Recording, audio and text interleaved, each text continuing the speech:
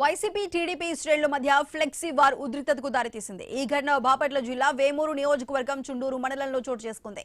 TDP ఫ్లెక్సీలను YCP వాళ్ళు చించేశారన్నది ఆరోపణ. దీంతో అర్ధరాత్రి వైసీపీ వారిపై టీడీపీ కార్యకర్తలు దాడి చేశారని చెబుతున్నారు. ఇళ్లలోని సామాగ్రిని 2 బైక్లను ధ్వంసం చేశారని ఆరోపిస్తున్నారు. ఈ దాడిలో గాయపడిన వారిని హాస్పిటల్కు తరలించారు. 2 రోజులుగా ఈ వివాదం కొనసాగుతోంది. నిన్న మధ్యాహ్నమే రేపల్లి డీఎస్పీ వేమూరు సీఐలు విచారణకు వెళ్లారు. 2 పార్టీల శ్రేణులను పిలిచి విచారించారు. ఫ్లెక్సీలు చించలేదని వైసీపీ శ్రేణులు వివరణిచ్చాయి. అయితే గ్రామంలో శాంతి భద్రతలకు విఘాతం కలిగితే కఠిన చర్యలు తీసుకుంటామని పోలీసు అధికారులు హెచ్చరించారు. అదే రోజు రాత్రి దాడులు జరగడంతో ఉద్రిక్తతకు దారితీసింది. అటు వేమూరు వైసీపీ ఇన్ఛార్జ్ అశోక్ బాబును పోలీసులు హౌస్ అరెస్ట్ చేశారు. వైసీపీ కార్యకర్తలను పరామర్శించేందుకు వెళ్తుండగా కట్టడి చేశారు. టీడీపీ శ్రేణుల దాడులను ఖండిస్తున్నట్టు చెప్పారు అశోక్ బాబు. వేమూరులో జరుగుతున్న ఈ ఫ్లెక్సీ వార్లకి సంబంధించి మరింత సమాచారం మా ప్రతినిధి నాగేశ్వరరావు అందిస్తారు. నాగేశ్వరరావు చెప్పండి.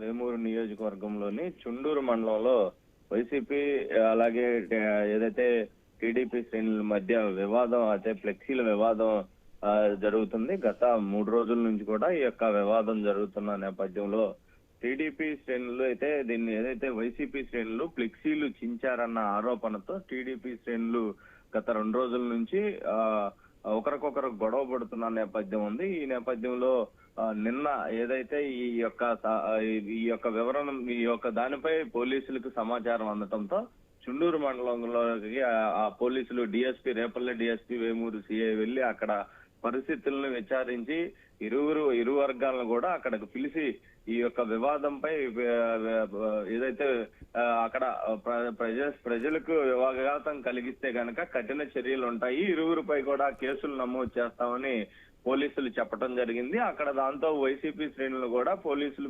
విచారించడం జరిగింది. వైసీపీ శ్రేణులకు దీనికి సంబంధించి ఆ ఫ్లెక్సీలు చించిన దానికి మాకు ఎలాంటి సంబంధం లేదని వివరణ ఇచ్చిన పరిస్థితి అయితే ఉంది. ఇదే నేపథ్యంలో పోలీసులు అక్కడ ఈ యొక్క వాళ్ళ ఇరు వర్గాలకు కూడా హెచ్చరికలు జారీ చేసి ఎలాంటి గొడవలు పడినా కూడా కేసులు కట్టడం జరుగుతుందని చెప్పేసి పోలీసులు వెళ్ళిపోవడం జరిగింది. దీంతో రాత్రి మళ్ళీ దీనికి సంబంధించి టీడీపీ శ్రేణులు అక్కడికి ఏదైతే ఆ ఫ్లెక్సీలు చించారన్న వారిపై అయితే రాత్రి దాడికి పాల్పడటం జరిగింది. 4గురికి గాయాలైనట్లుగా కూడా అక్కడ వైసీపీ శ్రేణులు చెప్తున్న పరిస్థితి అయితే ఉంది. అలాగే 2 బైకులు ఇంట్లో వస్తువులు కూడా ధ్వంసమైనట్లుగా చెప్తున్న పరిస్థితి అయితే ఉంది. మొత్తంగా ఈ యొక్క ఏదైతే చుండూరు మండలంలో ఒక టీడీపీ నాయకులు కనుసన్నల్లో ఈ యొక్క వివాదాలు తలెత్తుతున్నాయనేది కూడా ప్రధానంగా ఆరోపణ జరుగుతుంది. దానికి సంబంధించి వైసీపీ శ్రేణులు గతంలో నుంచి కూడా చాలా వరకు అక్కడి నుంచి వెళ్ళిపోయారు. ఇక్కడ కూడా ఎవరు లేరు అనేది కూడా ప్రధానంగా చెప్తున్నారు. అలాంటి